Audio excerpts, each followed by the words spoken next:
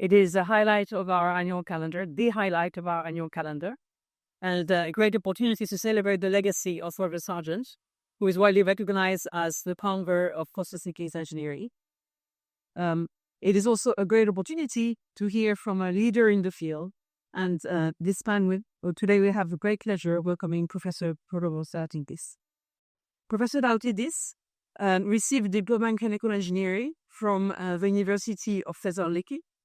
He has 2 master's degrees in chemical engineering and electrical engineering systems from the University of Michigan, and a PhD in chemical engineering from that same university. I've had the opportunity to introduce many speakers, but I think he is the first to have 3 titles from his university. So he is a College of Science and Engineering distinguished professor, a distinguished university teacher, and the holder of the Emerson Chair in the Department of Chemical Engineering and Material Science at the University of Minnesota. His current research is on control and optimization of complex and network systems, and on the engineering and economics of green ammonia for sustainable energy and agriculture applications. He's also very active in education. He is the founding director of a master's program in data science for chemical and materials engineering, chemical engineering and material science, and is the director of a National Science Foundation research training program on data-driven discovery and engineering. In addition to this, he's also very dedicated to supporting the community. He has served as CAST Programming Chair and CAST Chair, and is currently the president of FIFC. He is the associate editor for Process Systems Engineering in the ICG Journal, and an associate editor in the journal Process Control. As you'd expect, his seminal contributions have been recognized by many awards, including the Alchemy Hutchison Medal, the AICHE Sustainable Engineering Forum Research Award, the AICHE Computing in Chemical Engineering Award, the CA Pludas Award in Mathematical Optimization, the list goes on, the PSC Model-Based Innovation Prize, and several Best Paper Awards.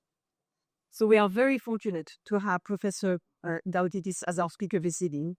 Please join me in welcoming him to the stage. I want to thank Claire very much for this introduction. And I thank you for the gracious invitation. Give it a night review. It is really an honor and a privilege to be presenting with the second Sargent lecture in the honor of Professor Sargent, who was an intellectual science and is considered the founding father of post-CPS engineering. It is also a pleasure to be among so many dear friends and colleagues in our community playing this tonight. So I'll start with pointing out some connections between Professor Sargent and my home department at the University of Minnesota. There are 2 additional figures here, Neil Amundsen on the left and Ronald Portaris in the middle, that have overlapping careers and legacies with Professor Sargent.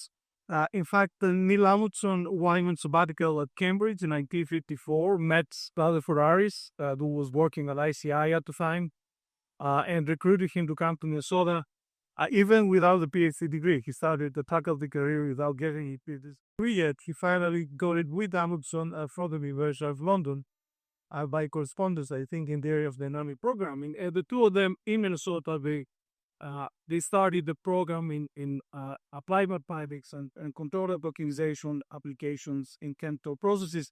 Together with other servants, they have a profound influence on the intellectual content of our field. And if you look at the academic trees in our community, they're dominated by these 3 figures. There's also another connection with through Art Westerbeck, who was a graduate student of our work of Sargent. We started the speed up process together in the early 60s, I think. And Art was a Minnesota native and also an undergraduate student at the University of Minnesota. And if my records are correct, Rutherford Harris was the first Professor Sargent lecturer in my PI before, just a couple of years after I started with my academic career there. He was my mentor, so it's a real pleasure to be here. So these and more insights you can find in a perspective paper that we published in chemical engineering research and design in an issue for the Harvard anniversary. Why Kenny, together with my colleague Chi Zhang, who was a product of the Sargent academic tree. He is a product of the Sargent academic tree. I'm a product of the Ounce academic tree. So I think you can find some very interesting perspectives on how the contributions of these giants were overlapping but also complementary. And complementary. If I will make these connections in a bit. So coming back to Roger Sargent, I would like to point out a few overarching research themes that define his contributions to his legacy. The first one is complexity in chemical processes. This is the theme of the Sargent Center. I understand. Roger Sargent very early recognized the complexity behind chemical engineering processes and the tremendous potential that computers and computing bring in our ability to tackle these complex aspects of these processes. And remarkably, things are the same now as they were 60 years ago in terms of the power in Chucky and computer science in aiding us to solve these problems. And the other aspect is the need to develop new optimization and control methods. This was a departure of the Roger Sargent school of thought, called the Minnesota School of Thought, who emphasized primary applications to chemical engineering processes and fundamental insights. Roger Sargent and his students, to make his legacy, basically started developing new methods to handle different aspects that one sees in chemical engineering process. And again, the trend continues until today and was a big contributor to the rich intellectual content of the field of chemical engineering. So this is a very brief overview of my research activity at Minnesota. It falls under two categories. The first one is complex systems, networks. We have an effort in theory development, in control and optimization, and I'll give you an overview of this today. We have also collaborative projects on brain and protein engineering. And that is another component of my research geared towards energy and sustainability. An example is green ammonia, CO2 capture, and sustainable aviation fuels. I'll start with a slide that's, in a sense, summarizing what I said before, that complexity and scale are inherent in chemical engineering processes, in process control and design. You can see here a couple of examples that illustrate that. One of them is a biorefinery. As many flow sheets these days, one sees very tight integration through material and energy integration. And this makes the operation of such a process very complicated, very complex. We cannot isolate the effect of control, for example, in one unit. You get such a behavior with the type 1. And here is another variation of this theme. We have a biorefinery coupled with a microgrid. So these are two independent systems in a way, but they also share material and energy potentially, and therefore they have to be coordinated in terms of their operation and control as well as their design. These are just two of many examples that come in process design, in the integration of schedule, organization, control, enterprise-wide optimization, but are characterized by complexity.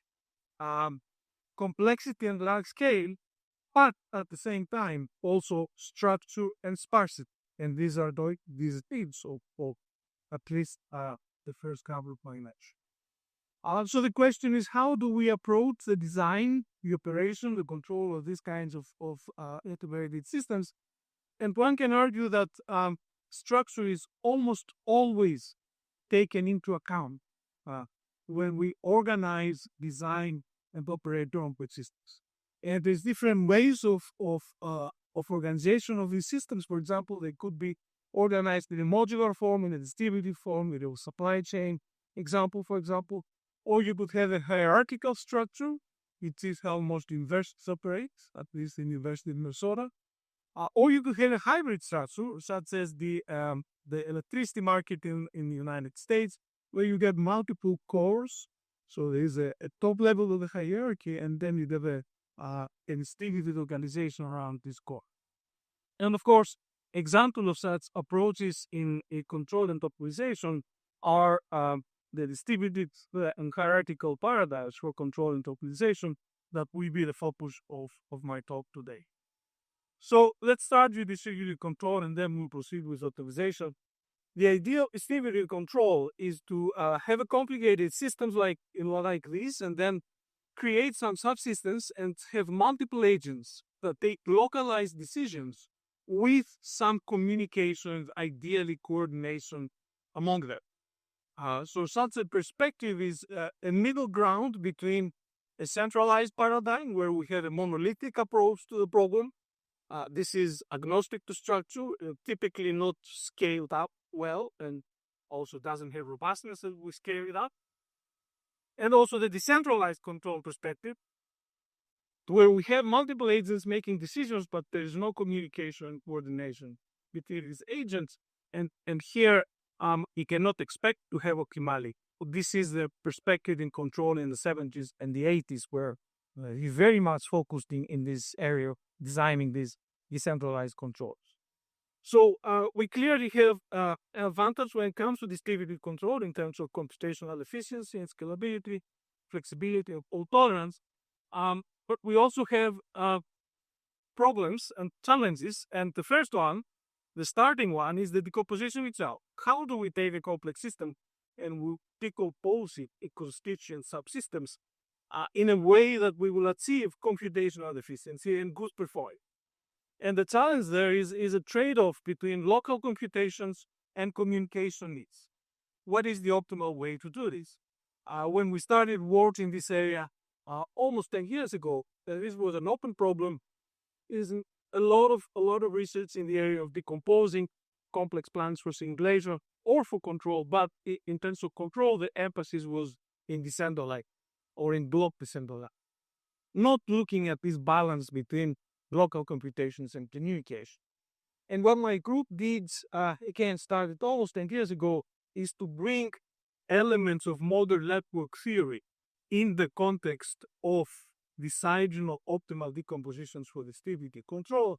And the idea there is to detect block structures, and I'm referring to block meaning mesoscopic structures rather than structures related to individual nodes, which is the old type of network theory, and see all the basis of these structures whether we can obtain some high quality decomposition for.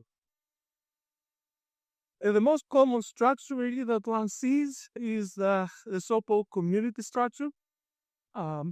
Communities are basically dense subnetworks that are characterized by sparse interactions among these subnetworks.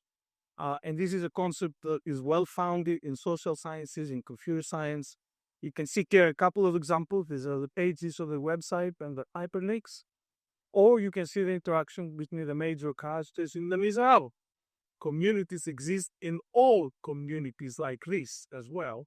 These are the friends that we typically associate ourselves with. You spend that time. So communities are also prevalent in biological systems. A lot of biological systems have evolved in highly modular forms, as I will come back to this point later in the talk. And you see here some examples: a human disease, gene network, a protein interaction network, a brain network, and there are more examples as well. How do we detect when we have a complex system, a complex network? How to detect the communities? There is many approaches, but there is a definitive approach is based on a concept of so-called modularity introduced by Newman a few years ago in the physics community. And modularity is defined when I have a graph, when I have a network with nodes and edges. Modularity is a fraction of the intra-community edges observed in an existing graph minus the fraction of intra-community edges that are expected in a random graph with the same node degree. So this is the mathematical definition of this. It's less important than the concept itself. Modularity captures the statistical significance of connection. It looks for statistically surprising patterns of interconnections and lack of interconnections. And it goes beyond the concept that is widely used in computer science, graph partitioning, based on minimum cuts, where you're just trying to minimize the cuts or connection between different submetrics. Here you're looking at both intra and inter connections and trying to find statistically surprising patterns.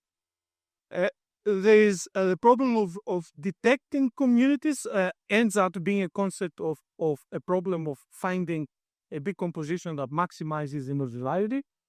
And this is an NP-hard problem, very difficult combinatorial problem, but approximate efficient algorithms exist out there, and they're usually either agglomerated, you start with the community, start aggregating and evaluating the modularity, or divisive, you start with a full network as being one community, and then you break it apart, and again, you evaluate the modularity. So this is a direction that is pretty robust, very efficient methods.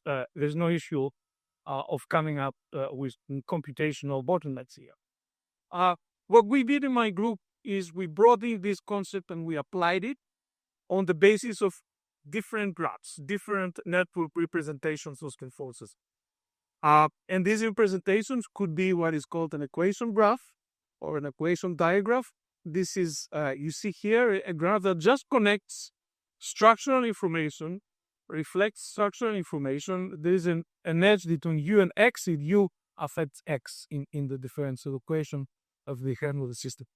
And also we introduced a number of other graph representations. This is a bipartite graph representation where we have the input nodes, the output nodes, and connections that could have weights. And these weights could have different measures on them. For example, capturing the strength of the interaction, either the sensitivity of the response, the short time response sensitivity, or the long time response sensitivity, the goal of the study gain, or intermediate response sensitivity and intensity. All of these graphs can be used in the context of developing structures and decompositions for distributed performance. And applying community detection of these graphs provides sometimes, many times, surprising, non-intuitive decomposition that may make physical sense after you do them, but may not be easy to predict a priori. Let's look at some example. This is an amine gas sweetening plant used for the removal of hydrogen sulfide and carbon dioxide from natural gas. It consists of an absorber and stripper and another absorber and stripper. So it's a two-stage process. And you're given such a flow sheets. How do you decompose? Do you take each process separately? Do you couple the absorber and the stripper here and the absorber and the stripper here? Do you couple the two absorbers and the two strippers? There's no affinity structure that you could point to. If you apply community detection, you see that the optimal decomposition is the one that couples the absorber and the stripper in first stage and also in the second stage, as you can see here. And it makes sense. This decomposition captures the fact that the solvent, the reactive stream, induces a strong coupling between the absorber and the stripper, stronger than between the units that are connected to the natural gas stream, for example. Okay, so it makes sense, but you have a definite map. Let's look now at what happened when you use this as the basis for distributed control. And I'll show you the results of the case study where we compare different approaches.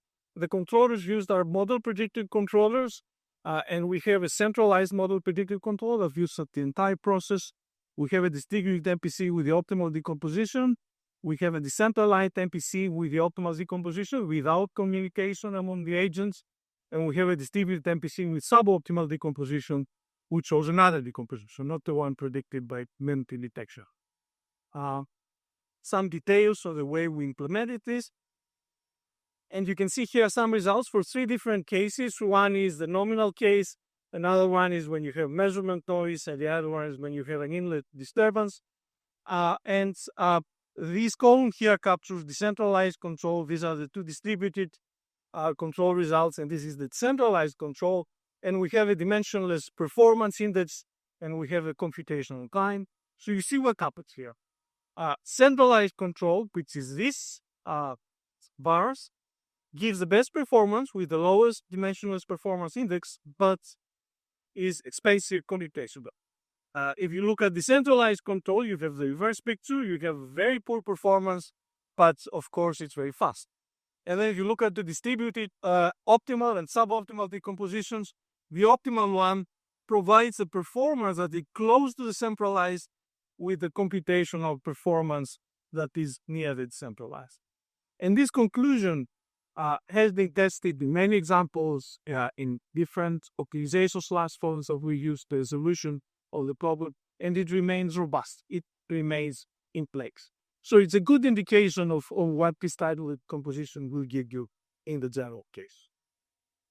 These ideas on optimal decompositions have been implemented industrially on the Shell Yokogawa Advanced Control and Estimation platform. One major platform in industrial APC platforms. And the models that they use are basically diagrams, but also in a slightly modified way where the nodes may include base layer loops, non-linearities, as well as individual variables. And the edges capture dynamic relations, the sample functions. And this is the application of this idea in a crude distillation process. As you can see here, it's a fairly large system with almost 500 nodes and 800 edges. It's a large-scale dynamic optimization problem. The decomposition results in 5 subsystems that are well separated if you look at the edges between the subsystems. So it really it gives us a very nice modular form in the system. The dynamic optimization problem, when you compare the monolithic problem, it took 35.4 seconds on average to solve. After decomposition, we saw a significant acceleration factor, almost 6 times. And this is now successfully running a PalogCom in Singapore.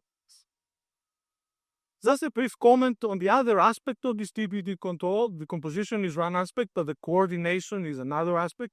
And the standard procedure that is used in the literature follows what is called the block coordinate descent approach. This is exchange, this is communication, exchange of information, but no coordination sector. These ideas cannot guarantee optimality, cannot guarantee that we reach the optimal of the monolithic problem when we have non-convex systems, but they're nevertheless the ones that are used by Bro. There are, of course, correlations like ABMM, for example, that are rooted in optimal controls. They are truly distributed formulations. One of the major criticisms for this for a while was that they're slow to implement.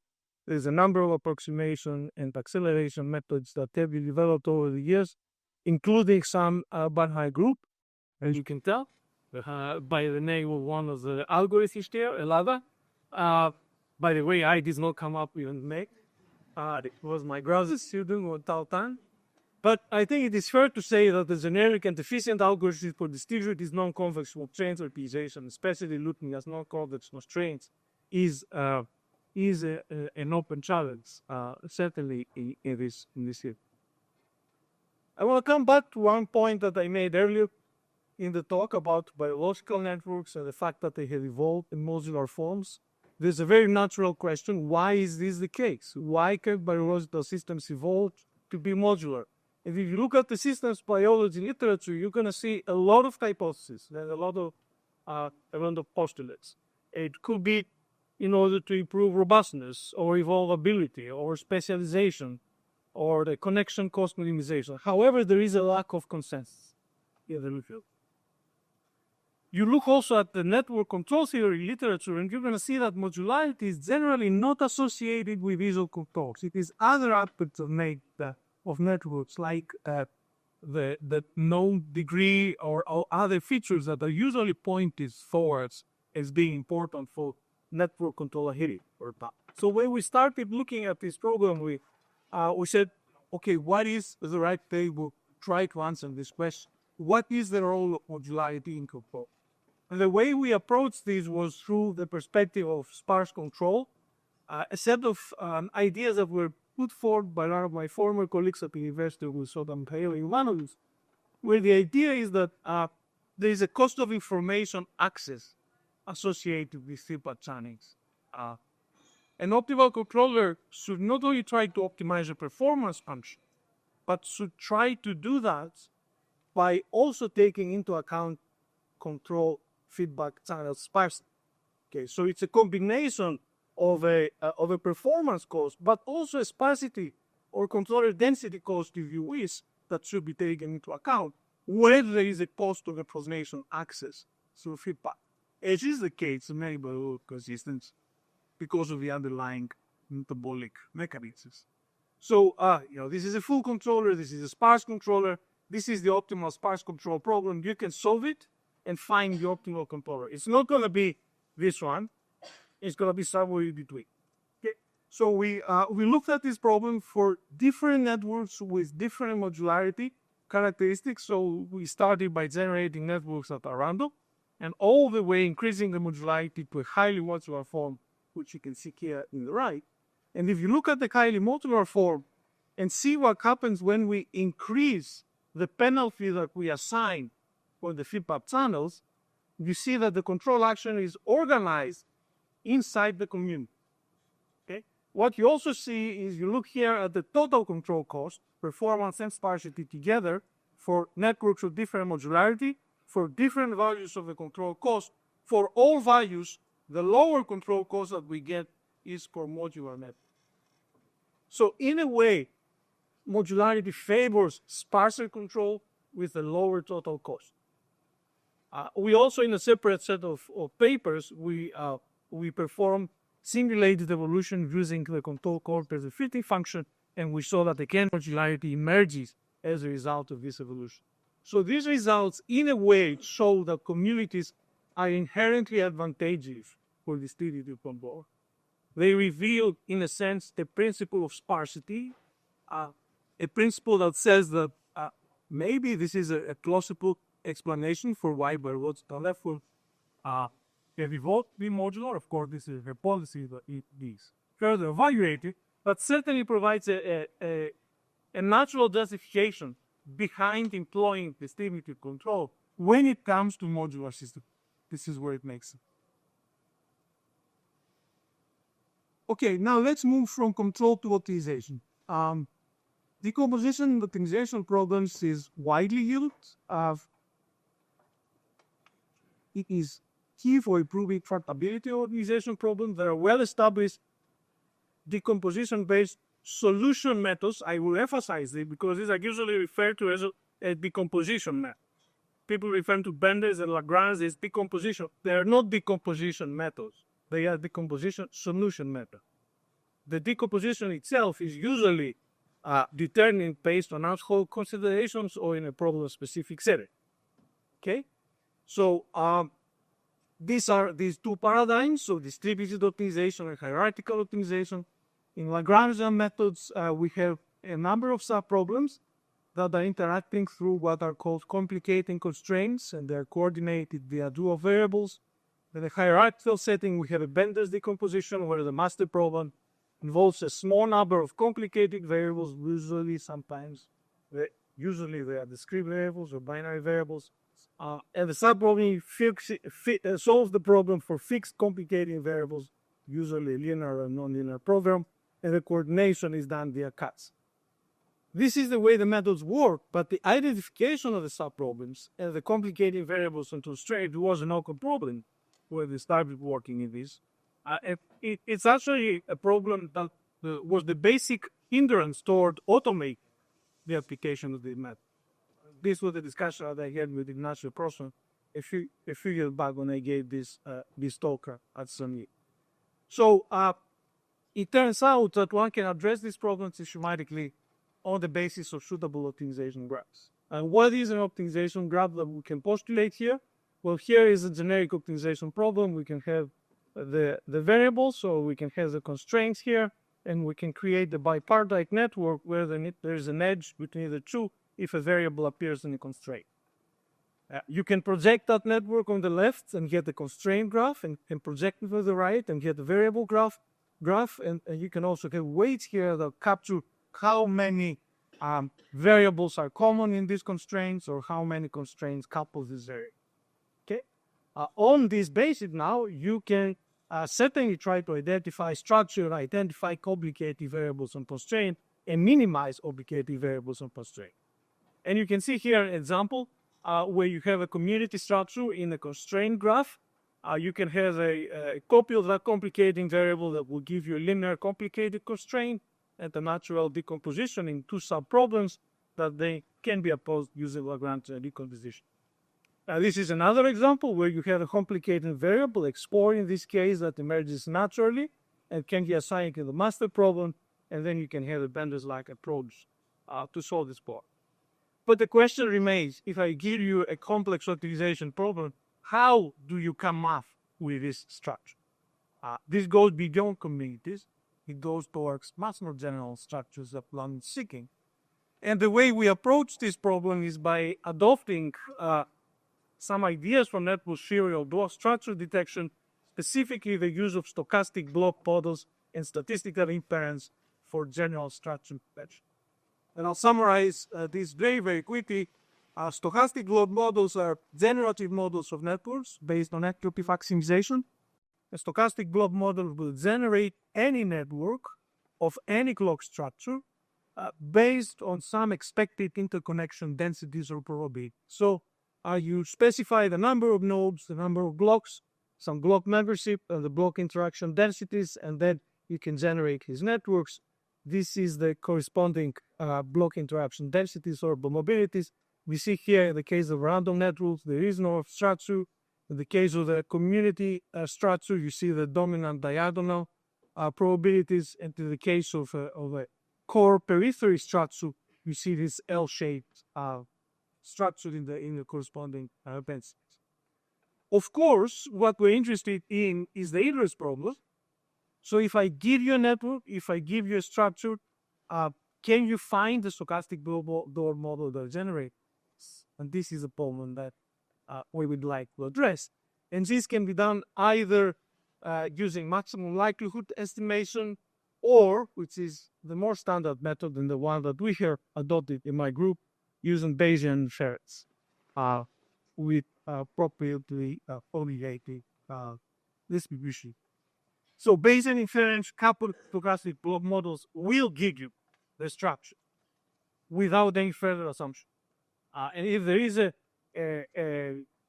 community structure, you'll get it. In the hierarchical structure, you will forget.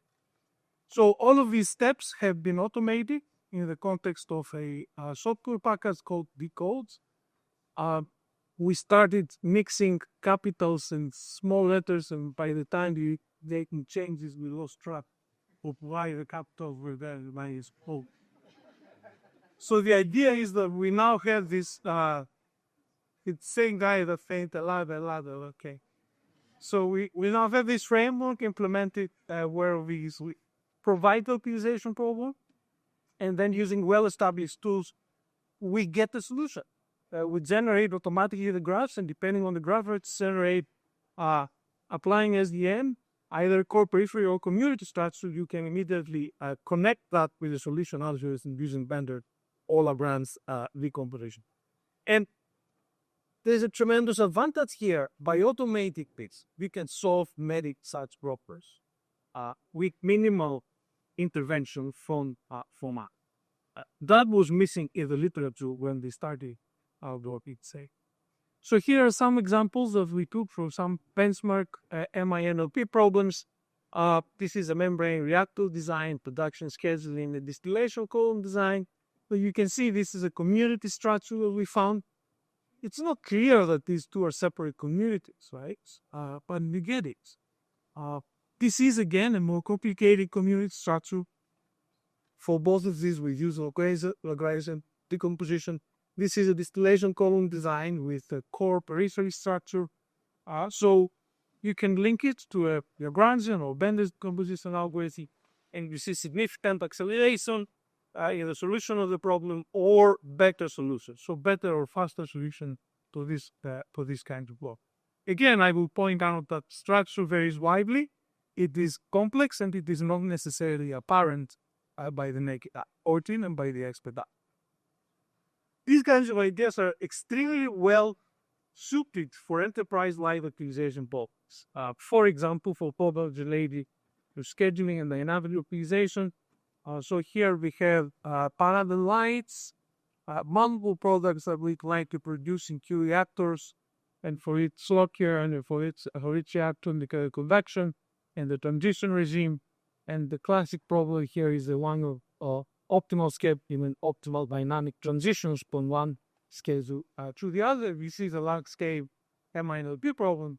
And what we did for problems like this is we applied what is called the nested stochastic block models. This is a variation of SDM that allows you to have a resolution of structure at different levels of cost.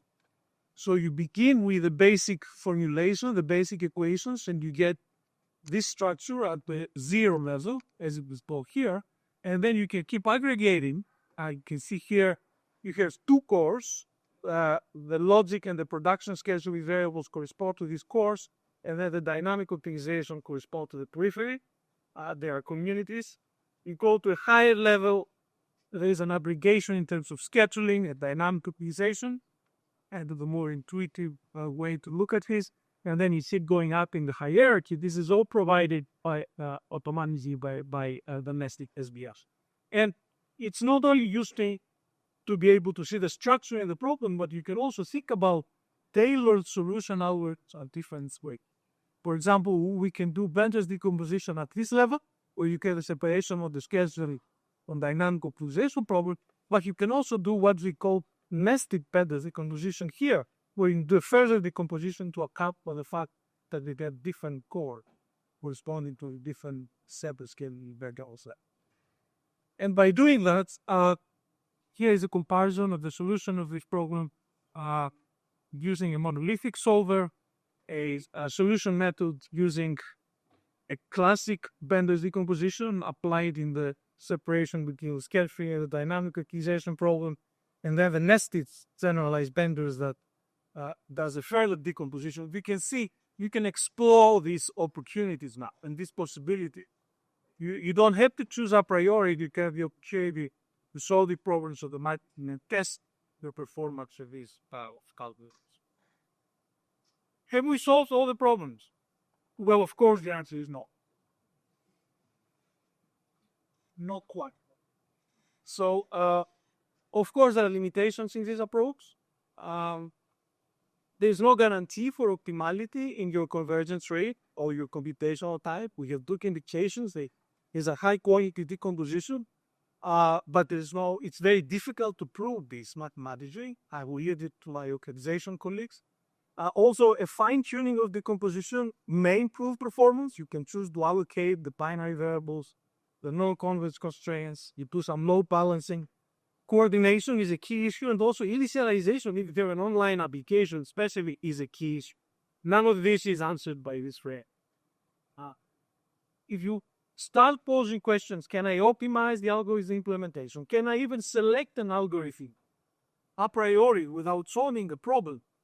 Obviously, the answer is not here, but the answer may be in AI and machine learning, and may use the fact that you have an automated framework, an automated platform, but you can use it to solve many problems and learn from the solution as well. And this is really what has shaped our vision in that area of the decomposition-based solutions. So these very simple questions: how to decompose? We can do structure detection. Network science can help us in that respect. Should we decompose? It's not necessarily clear that any problem should be decomposed, even some small ones, for example. We can pose this as an algorithm selection problem. How to implement the solution algorithm unit, we can pose it as an algorithm configuration problem. And these ideas of algorithm selection and algorithm configuration are prevalent in the computer science and data research communities. They are not as prevalent within the ESC community. So our idea can make to break these ideas with the time it can be a decomposition-based solution. So let me show you an example. How can we approach the algorithm selection problem? We can approach it as a classification problem. It could also be a regression problem. It will try to learn the computational performance. But here we're trying to learn directly the solution to the problem. Choose one among many algorithms to solve the problem. This is not an easy problem, of course, because this is a complex data point. It's an optimization problem. How do we abstract it into a form that can be used in a classifier?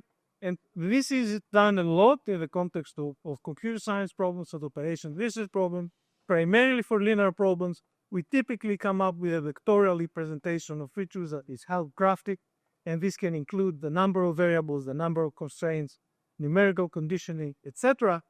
However, the question is what happens when I had a nonlinear problem as I worry about the structure of the equations as well, the structure of the constraint, whether they're convex, no convex. How can I encode this information on both structure and functions for this nonlinear program, or listed as a nonlinear program methods? And the way we suggested to do that is to use, again, these optimization graphs that I discussed before. It could be a bipartite graph, but it could also be a variable or a constraint graph, and augment it with a set of features that could be on the variable sides. Are the variables continuous or discrete? What is their domain? What is a lower bound? What is an upper bound? When you look at the constraints, are we convex, no convex, a pointing, a polarity? Is it an ejective function? And also, as far as the connections between the two, what kind of functional form do we see in a particular constraint that couples certain variables? Is it be unary, a power, a reciprocal, affine, and so on and so forth. So what you get here is a graph representation with an adjacency matrix that captures the structure and the feature matrix that captures the features of the different nodes. And then this enables, of course, to use the geometric deep learning graphical networks for graph classification, opening up a whole set of new techniques in order to address this problem. Here is a proof of concept on learning when compose questions. We looked at convex MINLPs because we wanted to have a solution to global optimality and just worry about computational time. So we compared the branch and bound method and an outer approximation method, using bond mean as a platform for solving these problems. We saw about 300 benchmark convex MINLPs. 227 were solved with at least one method. We used the graph neural network architecture for the variable graph. We reasoned features, and we had a 90% accuracy in the testing sets. And also all the problems that solved faster with the outer approximation method were correctly classified. Obviously, this is a relatively simple problem, but it is certainly a problem that gives us a proof of concept for this idea. In addition to this, there's a number of recent works in my group that have focused on the solution of mixed integer nonlinear ATC problems. What we're doing here is solving online mixed integer nonlinear problems. And this is really a true computational challenge. It's not a missed one. Nonlinear ATC is itself a challenge, so that a lot of mixed integer nonlinear ATC. So we have a number of methods that we have proposed, starting with learning to initialize banded decomposition, a method for adding warm start cuts, basically, to get the process going, or learning the vendor's cuts by approximating the solution of the subproblems, or learning to control the level of inexactness in the solution of the master problem by tuning the optimality gap tolerance, the gap tolerance decay.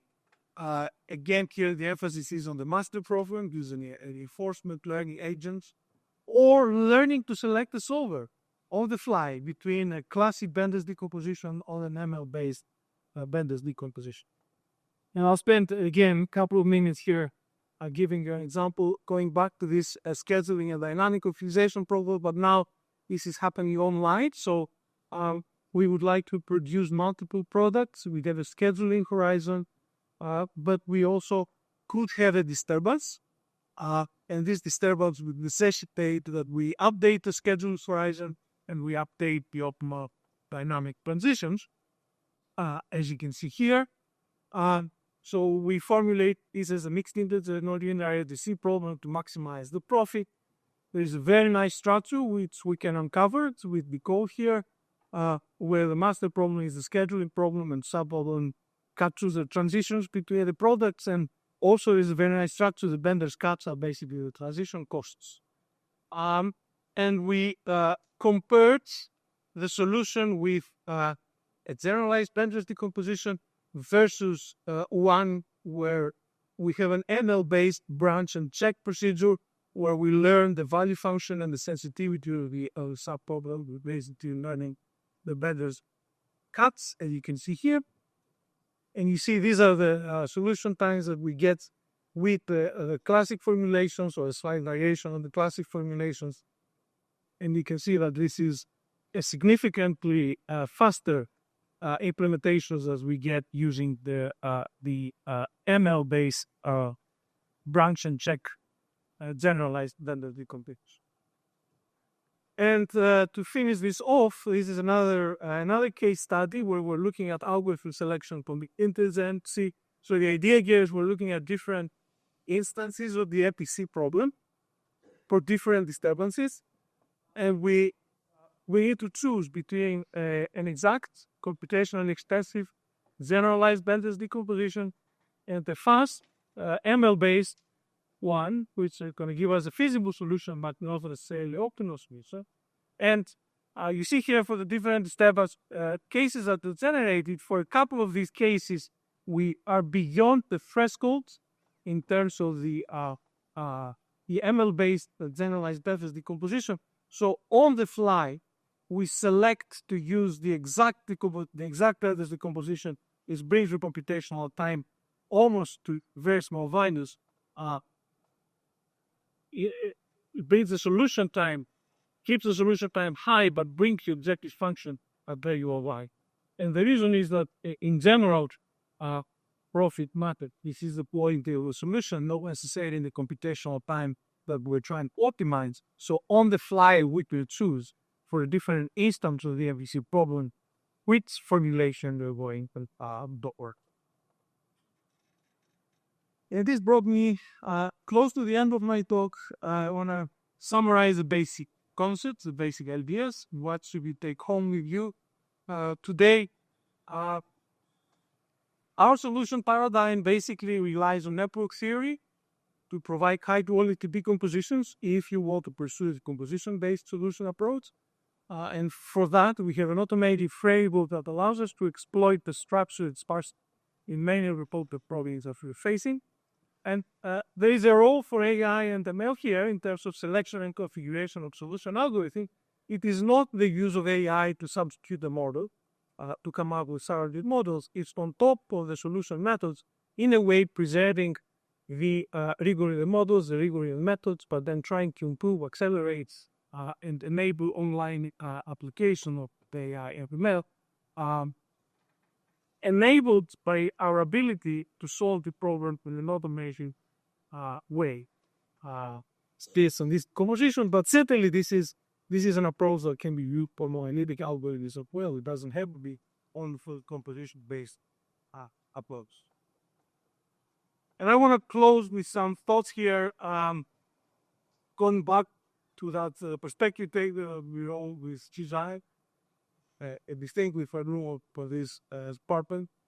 PSC is in great shape.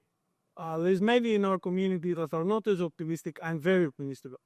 I think what we see is intellectual depth, intellectual contents, to a very large extent, due to the intellectual legacy of Professor Sargent.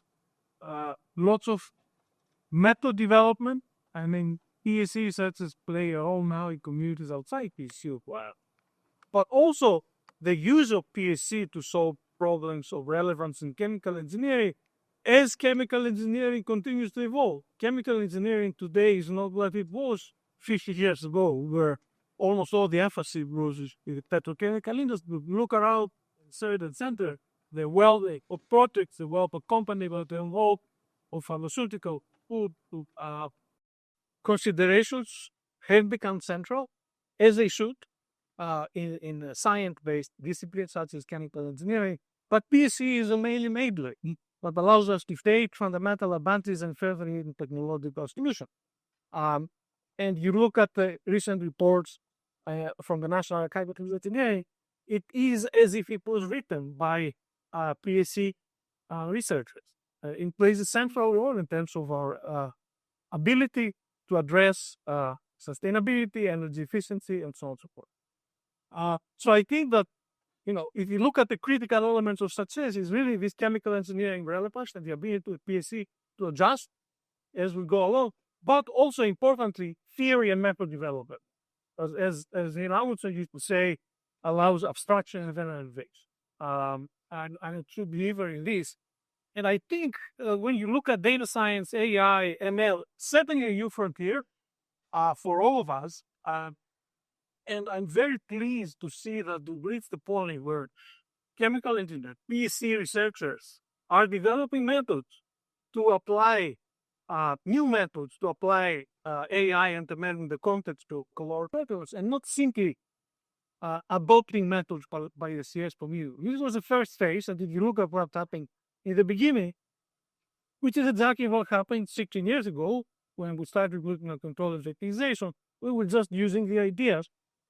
I mean, Bellman and Harris and your friends, they would correspond, but at the end of the day, Harris and Hamilton were focused on applying with the idea of the chemical engineering process. We've reached the states now where we can look at this new frontier and look at the intellectual content that we bring in through method development driven by PhD problems. I think Professor Sargent would be really proud of this. And thank you for your attention. Obliged to my PhD students and postdocs that they contributed to your work. And thank you again to the Carnegie Institute of Technology. Okay. Now, that was a paper that really set the foundation for why systems are so complex. But also questions like what Brother was mentioned at some point. Why do biological systems, for example, evolve a hierarchical structure? His main argument, as I remember it, was about resilience and robustness. Now, that paper has been cited tens of thousands of times. It has been appeared in many different forms. This is my almost 45-year-old copy of this, okay? And the author was Herbert Simon, who went on to win the Turing Award in 1974, and the Nobel Prize in Economics in 1978. But Brother is not an administrator, he's not an economist. He's an engineer, and he's looking to solve real problems, in particular in control and optimization, as we've seen very convincingly here. Now, Brother actually starts from a slightly different premise. It's okay to give you a system with a given hierarchical structure and all that, and then perhaps you can apply techniques to it, decomposition solution techniques. But what if you don't actually know the mesoscale structure of the system? What if all you have is a mess of nodes and connections between them? Can you determine automatically that mesoscale structure, the decomposition? And that is really at the heart of what Brother was presented this evening. He went back to some equally, or perhaps more, I should say, fundamental work, some milestones in system theory. He mentioned the Newman and Girvan theory of the early 2000s, and then Newman again came back in 15 years later with this. The techniques which try to determine the structure, first is community detection, and then the more general kind of structure, stochastic block models. Now, what Brother showed is that you can take the problems of interest to us, you can derive low-level system structures, those graphs that represent that, those control and optimization problems, and then you can apply those fundamental techniques I mentioned to obtain a mesoscale structure automatically, without human intervention, which then allows you to apply automatic solution techniques, for example, decomposition techniques like the ones he showed here. He showed very convincingly some examples there. Took in particular the example with the Yokogawa pay system applied to the Singapore refinery, 800,000, more than 800,000 variables, 800,000 constraints being solved in a few seconds. And that really is an advance. You can argue with that. Now, interestingly, the last part of Professor's talk was about AI, in particular machine learning, or more specifically, trying to select an appropriate approach for solving a particular instance of a particular class of problems. Is essentially optimizing the optimizer. So that is actually quite an important step, because we all know that we have actually very, very reliable algorithms for solving very large problems. If you know which solver to use for a particular problem, if you know how to set the parameters, and if you know how to generate those Bender's cuts, well, down to the details of how to initialize the Bender's decomposition. So if you're an expert, the technology is there, of course, to solve the problem. But how do you have an automatic system to take the role of that expert? So problem was mentioned quite correctly. There's no question of replacing the mathematical algorithms. Is putting the layer on top of them. Okay. And again, Proton shows some very impressive results in that from MINFPs of various kinds or so. So this talk combined system theory with AI. I never met Herbert Simon himself, but that's exactly what he did, and I'm sure he would have been proud to see this kind of presentation. In fact, because he was also one of the pioneers of AI. In fact, that was one of the 3 reasons he won the Turing Award. In case you're wondering, the other 2 was the psychology of human cognition. So AI, number 1, the psychology of human cognition, number 2, and the third one was list processing. So somehow the third one doesn't live up to the same degree of same height as the other 2, but never mind. But the other person whom I knew very well, and I'm sure he would have been very, very pleased with his evening's talk, is Roger Sargent himself. System complexity was central both to his interests, but also to his view of the world. It wasn't just a sort of mathematical pursuit for him. I can hardly imagine a more relevant and more pertinent talk to that worldview than the one we've just listened to. I'm sure you will all wish to join me in thanking Brother Ramos for this wonderful exposition.